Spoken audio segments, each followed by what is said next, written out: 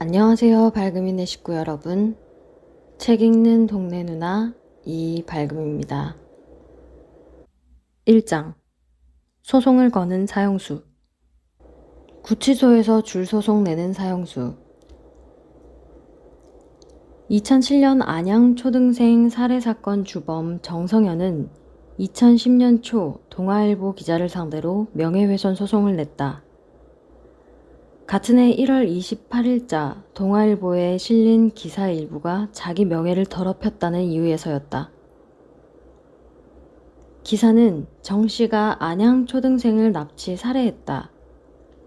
정 씨가 2004년 7월 전화방 도우미 A 씨를 살해해 야산에 안매장한 뒤 이듬해 12월에는 또 다른 여성 B 씨를 성폭행했다는 내용을 담고 있었다. 정성현은 또 다른 여성 B 씨를 성폭행했다는 부분은 명백한 거짓으로 허위사실 유포에 의한 명예훼손이며 납치 살해했다는 것도 사실과 다르다며 동아일보와 기자를 상대로 2천만 원 손해배상 청구 소송을 냈다. 자신이 검찰에서 협박, 강요를 당해 허위 자백을 했기 때문에 재판 자체가 모두 잘못된 것이고 그걸 기초로 작성한 신문 기사 역시 소설이라는 것이다. 고소를 당한 기자는 정성현이 있는 서울구치소로 찾아갔다. 동아일보 2010년 3월 13일자엔 기자와 정성현 간의 대화 내용이 실렸다. 기자: 당신이 하고 싶은 말이 많은 것 같아서 찾아왔습니다. 정성현: 재정신청 재판을 준비 중인데 그런 기사가 나가서 고소했습니다. 내가 무죄를 주장하는 게 도덕적으로 비난받을 일은 아니라고 봅니다. 기자: 당신이 아이들을 목 졸라 죽인 건 사실 아닌가요? 정성현: 목을 조른 게 아니라 호흡기를 막아서 질식사한 거죠. 그리고 내가 음주 환각 상태에서 벌어진 일이라서 납치나 고의적 살인이 아니라 우발적 치사였을 뿐이에요. 기자: 당신 주장처럼 우발적이라 해도 두 어린이가 죽었어요. 반성은 하고 있는 겁니까? 정성현: 내가 반성하고 있다는 것은 의심할 수 없는 사실입니다. 기자: 법무부가 사형 집행을 준비하고 있다는 건 알고 있어요? 정성현: 그건 내 힘으로 어떻게 할 수 없는 부분이니까. 어쨌든 연쇄살인범과 신문기자 간 송파는 그렇게 시작됐고 어처구니 없게도 1, 2심 재판에서 기자는 모두 패소했다. 1심 재판부는 허위 사실의 내용을 기사화해 명예를 훼손했다며 300만 원을 지급하라고 했고 2심 재판부는 역시 이 같은 이유로 2천만 원 배상 판결을 내렸다. 유아를 상대로 잔혹한 범행을 저지른 사형수에 대해 지켜줘야 할 명예가 어디 있으며 납치해 살해한 것과 유인해 살해한 게 국민 법 감정상 얼마나 큰 차이를 가질 수 있는지 의문이다. 어쨌든 정성현은 구치소 창살 안에서도 송사를 벌여 현직 중앙지 기자를 무릎 꿇리는 괴력을 뽐냈다. 승리의 달콤함에 취했던 걸까? 정성현은 이후 닥치는 대로 묻지마 소송을 냈다. 2011년 1월에는 당시 담당 검사였던 신성식 검사가 수사 도중 피해 아동의 부패한 시신 사진을 보여주며 이 사진을 재판 방청객들에게 뿌리면 넌 골로 가는 거야 라고 말하는 등 자신을 협박하고 증거 조작을 해 진술을 강요했다며 신 검사와 대한민국 정부를 상대로 소송을 제기했다. 서울중앙지법 재판부는 같은 해 7월 신 검사의 불법 행위가 인정되지 않고 대법원의 확정 판결에 따라 대한민국에 대한 소는 기각한다고 판결했다. 동아일보 3월 13일자 같은 기사에서 신 검사는 정성현에게 깊은 배신감을 토로했다. 조사 과정에서 정 씨가 두 초등학생을 살해한 과정을 진술하면서 너무 담담하게 어찌 보면 장난치듯 이야기를 해 한 번은 야단을 친 적이 있습니다. 하지만 그 뒤로는 나나 정씨 모두 사형이 선고될 것이란 점을 알고 있었기 때문에 정씨가 원하는 음식도 사다 주고 개인적 이야기도 한참 들어줬죠. 그렇게 가까워진 끝에 자백을 한 정씨가 재판 과정에서 자신의 진술이 유죄의 증거가 되자 마음을 바꾼 것 같습니다. 그게 끝이 아니었다. 2012년 7월 13일 서울구치소 교도관 4명이 방을 검사하면서 뒤돌아 쪼그리고 앉으라는 지시를 내렸는데 정성현이 거부하자 징벌방에 가뒀던 게 승부욕을 자극했다. 정성현은 일반 편지지 8장에 손수 소장을 작성해 서울구치소장을 상대로 서울행정법원에 징벌처분 취소 소송을 냈다. 뒤돌아 쪼그려 앉기는 교도관 업무 지침에 없는 것으로 이런 부당한 지시를 따르지 않았다는 이유로 13일간의 금치 처분을 내린 건 부당하다는 것이었다. 당시 정성현은 몸 건강 하나만큼은 끔찍히 챙겼는지 구치소 반입이 금지된 스테인플러 철심과 면봉, 볼펜을 조합해 만든 수지침을 갖고 있었다고 한다. 또 반팔 티를 잘라 만든 긴 끈이 있었고 TV 안테나 선으로 사용하던 구리선도 보관하고 있었다. 마음만 먹으면 얼마든지 자살 도구로 쓰일 수 있는 것들이었다. 처음부터 무모한 소송이었다. 정성현은 1심에서 패하자 곧바로 항소했지만 2심 역시 구치소의 손을 들어줬다. 내가 살인범이다. 2012년 11월 개봉한 영화 내가 살인범이다에선 15년 전 연쇄살인 사건의 주범임을 주장하는 이두석이 공소시효가 지난 뒤 나타나 살인 행각을 담은 자서전을 출간하는 내용이 소개된다. 영화 속에서나 가능한 줄 알았던 일이 비슷한 시기에 현실 속에서 벌어졌다. 굳이 차이를 찾자면 영화 속 자서전이 현실에선 소설이었다는 점이다. 전석재는 20대 초반이던 1974년 여자친구를 살해하고 무기징역을 선고받았다.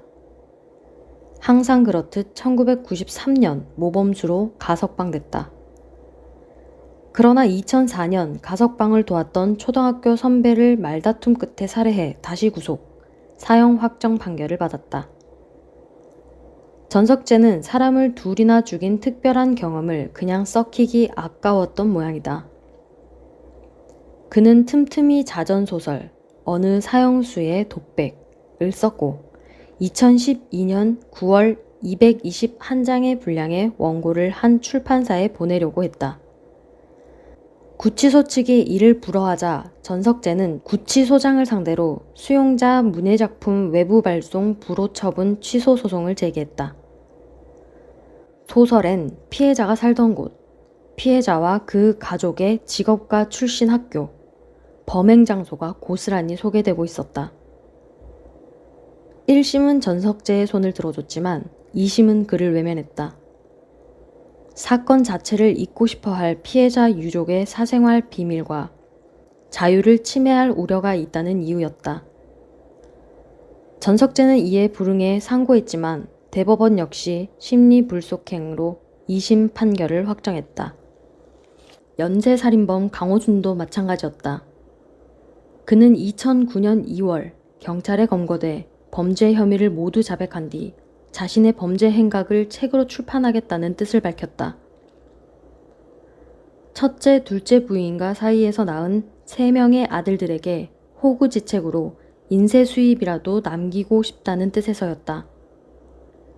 당시 박한근 경기경찰청 수사본부장은 현장 검증을 다녀온 뒤 차 안에서 경찰과 잡담을 하면서 농담 섞어 한 발언이라고 했지만 이 발언은 바로 전날 강호순이 했다고 알려진 아들들은 어떻게 살라고 내 얼굴을 언론에 죄다 공개하느냐는 말과 화학 반응을 일으키며 여론을 더욱 들끓게 만들었다. 우리 아들이 제일 무서워. 연쇄살인마들은 유독 자식에게 약한 유전자라도 타고나는 걸까? 강호순이 그랬듯 유영철도 자식 앞에선 한없이 온순했다. 월간조선 객원기자 이은영 씨가 유영철과 주고받은 편지를 묶어 펴낸 책 사형수 유영철이 보낸 편지, 살인중독 보면 유영철이 꼽은 가장 섬뜩했던 순간이 나온다. 제가 이번 만행을 저지르면서 가장 무서웠던 순간이 언제였는지 아세요? 머리카락이 쭈뼛 섰을 정도로 놀라던 순간은 잘린 머리가 수건 거리에서 떨어졌던 순간도 아니고 머리가 없는 몸뚱아리가 내게 달려들었던 순간도 아니고 개복한 임신부의 뱃속에서 움직이는 태아를 보았던 순간보다 더 긴장하게 했던 일. 남이 들으면 오히려 이해가 안 가는 일이지만 그건 시신을 토막내는 와중에 아들 녀석에게 전화가 온 순간이었어요. 전화 벨소리에 놀란 게 아니라 당황하는 내 목소리를 듣고 감기 아직 안 나았어, 아빠? 하며 물어보는 말이 아빠, 난 다 알고 있어. 그러는 것 같아 등골이 오싹했어요. 하던 작업을 중단하고 너무 긴장해서 시신 토막을 늘어놓은 채 밥을 먹었어요. 토막질은 물론 인육도 즐겼던 유영철이지만 의외로 비위는 약했던 것 같다.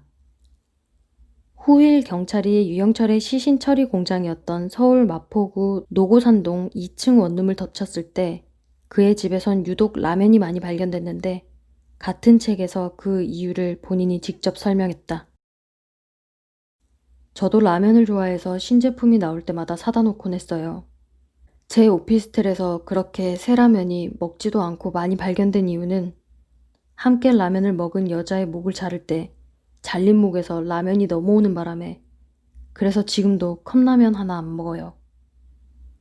또 여기서 영화를 틀어준 적이 있는데 어느 여자를 죽이기 전 같이 본 영화라 TV를 꺼버렸어요.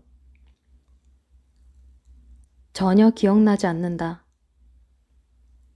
박한상은 대한민국 존속 살해사의 첫 장을 열었다.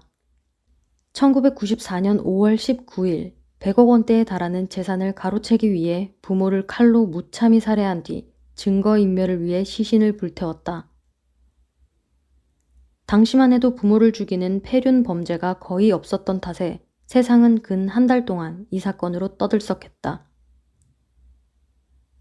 한 의사였던 부모는 아들이 지방대에 들어가자 미국에 유학을 보냈고 아들은 하라는 공부 대신 도박과 유흥에 탐닉하다 돈이 떨어지자 부모 재산을 가로챌 생각으로 몰래 귀국했다. 경찰은 박한상을 용의선상에 올려놓을 생각도 안 했다. 수십 군데나 난자당한 시신을 보고 당연히 원한에 의한 살인 사건으로 봤기 때문이다. 그는 수사 과정에서 이듬해인 1995년 8월 22일 대법원에서 사형 판결을 받을 때도 심지어 최근까지도 혐의를 부인하고 있다. 무슨 일이 일어났는지 기억나지 않는다는 것이다. 박한상의 항소심 재판에 참여했던 당시 양순국 서울고등법원 판사는 블로그에 당시 상황을 소개했다. 박한상의 말은 담배 한 대 피우려고 집 정원에 나왔는데 뒤에서 인기척이나 뒤를 돌아본 순간 갑자기 정신을 잃었고 깨어보니 자기가 안방에 누워있는데 옆에 부모님이 칼에 난자당한 채 피투성이로 죽어 있더라는 겁니다. 그리하여 자기가 범인으로 몰릴까봐 방에 불을 질렀고 옆에 있던 피 묻은 칼은 동네 쓰레기통에 버렸다는 겁니다. 현재 대구교도소에서 근 20년째 사형수로 살고 있는 박한상은 사형수들의 정신적 피난처인 종교교화위원까지 질리게 만들었다. 30년간 사형수 교화위원으로 활동해온 양순자 씨는 박한상에 대해 도저히 용서가 안 된다며 치를 떨었다. 2012년 7월 16일 한경닷컴과의 인터뷰에서이다. 6년 동안 상담하면서 박한상에 대해선 두 손 두 발 다 들었습니다. 부모를 죽인 데 대해 반성은커녕 빠져나갈 궁리만 하면서 범행을 부인하더라고요. 사형수들을 보면 대개 동정이 가는 경우가 많은데 박한상만큼은 도저히 용서를 못했습니다. 결국 상담을 포기했습니다. 무위도식. 사형수를 먹고 재우는데 나랏돈을 쓰는 건 언제나 뜨거운 논쟁거리다. 밥 먹을 자격도 없는 놈들이라는 기본 정서에 20년 가까이 사형 집행을 미루면서 안 써도 될 돈을 쓴다는 아까움이 더해져서이다. 법무부는 급식, 피복, 연료비 등 직접 소요 비용만 2013년 기준으로 수영자 1명당 연간 200만 5천 원이 들어간다고 밝혔다. 여기에 직원 급여, 관리비 등 제반 비용을 합치면 이 금액은 1인당 2,281만 원까지 늘어난다. 65세 이상의 수영자는 6개월에 1회 이상 건강검진을 실시해 비용은 추가된다. 2014년 현재 46세인 안양 초등생 살해범 정성현을 예로 들어보자. 한국 남성 평균 기대 수명이 77세임을 감안하면 끝내 사형 집행이 안 되고 정성현이 평균 수명을 살다 갈 경우 앞으로 국민 세금 7억 7백만 원 정도가 그에게 추가로 들어간다는 계산이 나온다. 물론 향후 31년간 물가 상승률을 감안하지 않은 액수이다. 당시 안양 초등생 피해자 가족에게 고작 1,000만 원 남짓의 범죄 피해자 구조금이 지급됐다. 죽은 사람보다 죽인 자가 더 많은 나랏돈을 쓰는 어처구니 없는 상황이 벌어지고 있는 것이다. 더 황당한 건 그런 사형수 대부분이 무의도식을 하고 지낸다는 것이다. 국제법제사법위원회 새누리당 김진태 의원이 법무부로부터 제공받은 자료에 따르면 2012년 12월 현재 사형수 58명 중 35명 정도가 근로작업에 불참하고 있는 것으로 나타났다. 사형수는 원칙상 사형 선고가 집행되지 않은 미결수이기 때문에 노역의 의무가 없다는 게 법무부의 설명이다.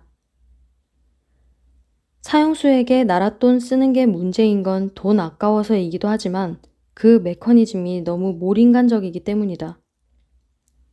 굳이 따지자면 살인 피해자 유가족들한테 돈을 걷어 살인 가해자를 먹여 살리는 꼴이다. 엄연히 법으로 정한 사형 집행도 회피하는 국가가 가족을 죽인 살인자를 먹여 살린다고 세금까지 걷어가는 건 지나치게 가혹한 처사다. 2006년 9월 연쇄살인범 강호순에게 살해된 강원도 정선군청 여직원의 오빠가 사건 발생 5년 뒤인 2011년 경찰관이 됐는데 당시 조선일보와의 인터뷰에서 이렇게 말했다. 강호순을 만나게 된다면 딱 이 한마디를 전하고 싶습니다. 너는 아무 죄 없고 알지도 못하는 내 동생을 죽였지만 나는 경찰이 돼 네 가족을 지키고 있다고. 흉악범들에게 사랑하는 가족을 잃고도 그들의 아름다운 삶을 위해 속도 없이 세금을 성실히 납부하는 범죄 피해자들의 심정이 바로 이 경찰관이 된 오빠의 그것처럼 복잡하지 않을까 싶다. 이 책은 흉악범죄를 저지른 사형수에 대한 불편한 진실에 대해 이야기하고 있습니다. 그들의 범죄에 대해 자세히 알리고 그들이 생활하는 이면까지 알게 해주어 꾸준히 논란이 되고 있는 사형제에 대해 다시 한번 생각을 하게 하는 책입니다. 제가 소밤, 미집행 사형수의 이야기를 만드는데 참고를 많이 한 책이기도 합니다. 실제로 있었던 사건이 맞나 싶을 정도로 잔혹한 사건들이 많기 때문에 보고 난 이후에도 마음이 많이 무거워질 내용의 책입니다. 하지만 현재 우리가 살아가고 있고 앞으로 살아야 하는 사회에서 그저 눈 가리고 있는 사형제도에 대한 이야기에 대해 보기 쉽게 알리고 있는 책이기 때문에 마냥 재미로만 읽기에는 내용이 굉장히 알차고 생각이 많아지게 합니다. 소밤 시청자분들께서는 이 책을 읽어보시면 제가 왜 미집행 사형수에 관한 영상을 제작하게 되었는지 목적을 조금이라도 이해해 주시는데 도움이 될 거라고 생각합니다. 영상보다 더 많은 내용이 있으니 임산부와 어린이가 아니라면 한 번쯤 읽어보시길 추천드립니다.